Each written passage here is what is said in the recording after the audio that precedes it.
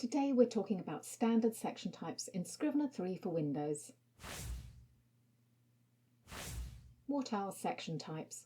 Section types are the first step in telling Compile how you want a particular folder or document to be formatted. They are found under the inspector and the custom metadata, under a pull-down list.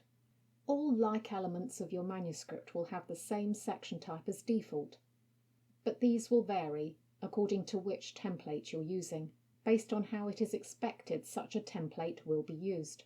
Of course, many people will want to customize their templates, which means section types might need to be adapted.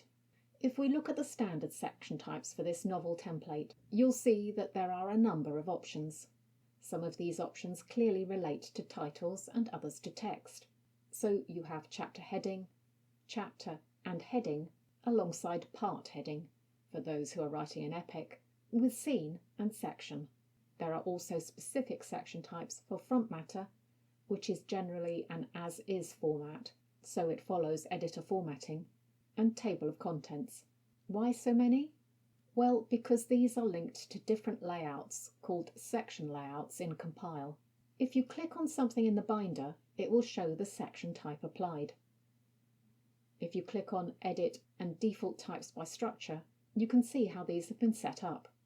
So all folders are set as chapter headings, but documents are assigned differently depending on the level. You can use these as they are set up, and I would always recommend that for your first Compile tests you leave them as is, because even if you do that, you have ways to change things in Compile that can override how these appear as default. However, next time we will look at how you can create your own section types if you need to.